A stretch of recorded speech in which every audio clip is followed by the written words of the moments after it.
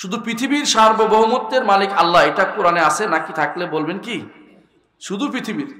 সুবহানাল্লাহ, আল্লাহ বলে দিয়েছেন লিল্লাহি মুলকুস সামাওয়াতি ওয়াল আরদ, সূরা বাকারা 285 নম্বর আয়াত, ঠিক না?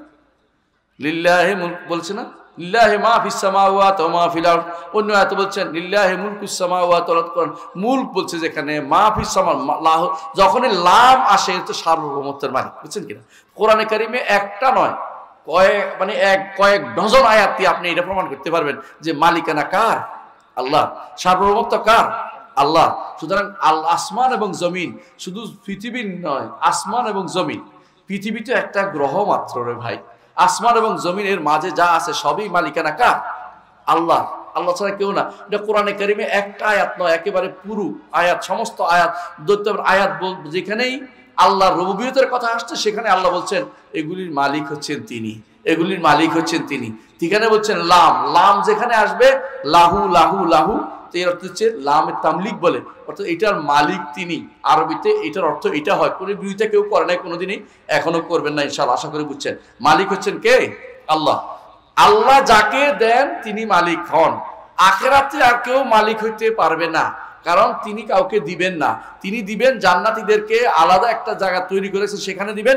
আর যেই পৃথিবীটা তিনি আখিরাত তৈরি করবেন, এই পৃথিবীতে বিচার হবে না। এমন একটা পৃথিবী তৈরি করবেন যেই পৃথিবীতে কারো উপরে কোনো জুলুম হয়নি, বুঝছেন?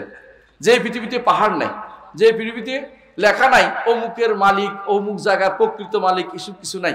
আল্লাহ তাআলা এগুলিকে ধ্বংস করে দিবেন, তো ধ্বংস করে নতুন একটা পৃথিবী তৈরি করবেন, যেই পৃথিবীর উপরের ভাগ হবে আটার কাইয়ের মতো। আটার কাই বুঝেন? আপনারা যখন আটা বানান, রুটি বানান না, তখন কাই তৈরি করে না গ্রামের মানুষ, এরকম যেখানে পা ডুবে যাবে। আমল নামা অনুসারে অবস্থা হবে। আপনি হাসরের মাঠে আরশের নিচে ছায়া পাইলে বেঁচে গেলেন, আরশের নিচে ছায়া না পাইলে আমল যদি খারাপ হয় পায়ে ডুবে যাবে, নাক মুখ পর্যন্ত ডুবে থাকবে ঘামের মধ্যে।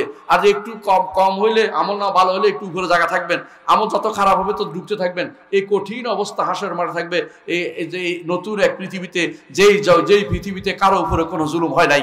রাসূলুল্লাহ সাল্লাল্লাহু আলাইহি ওয়াসাল্লাম বলেছেন এমন এক পৃথিবী হবে সমান। রাসূল বলেছেন যে আল্লাহ তাআলা তখন ডাকবেন, দূরের মানুষ শুনবে, কাছের মানুষ শুনবে। এখন কেন শুনে না জানেন তো? এখন কেন শুনে না? কারণ ওইখানে যে নিচের দিকে নামতেছে, ওনারাই বিজ্ঞান ভালো পড়ে, ওনারা ভালো জানেন। কারণ পৃথিবীতেও একদিকে চলে গেছে, কারণ এটাও তখন সমান থাকবে, সব শুনতে পাবে। আল্লাহ তাআলা তখন ঘোষক যে ঘোষণা দিবে সবাই সমান তালে শুনতে পাবে, কোনো অসুবিধা হবে না কারো শুনতে।